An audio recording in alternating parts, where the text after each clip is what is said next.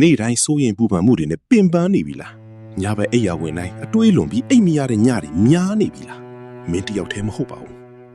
21ရာစုရဲ့အပြိုင်ဆိုင်များတဲ့လောကကြီးမှာပညာရေးစီးပွားရေးလူမှုရေးအချစ်ရေးအရာအလုံးကမင်းကိုဖိအားတွေပေးနေတယ်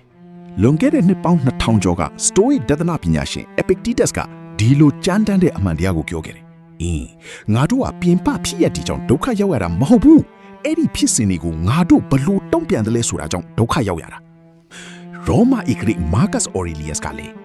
မင်းရဲ့စိတ်ကိုထိန်းချုပ်နိုင်စွမ်းကမင်းစီမှာပဲရှိတယ်အပြင်ဘက်ကအဖြစ်ပြက်တီစီမှာမဟုတ်ဘူးဒါကိုနားလည်မင်းခွန်အားရလာလိမ့်မယ်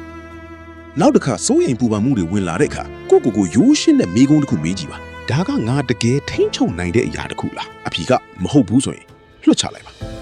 မင်းရဲ့လုံနိုင်စွမ်းထဲမှာရှိတဲ့အရာတွေဖြစ်တယ်အခုလက်ရှိဒီနေရာဒီအချိန်ကိုပဲအာရုံစိုက်ထားပါမင်းရဲ့စိတ်ကူးတွေကကြောက်ရွံ့မှုတွေကလက်တွေ့ဘဝထက်ပိုပြီးနာကျင်စေတယ်အခုလက်ရှိအချိန်ကိုပြန်လာပါအသက်ကိုပြင်းပြင်းရှူပါ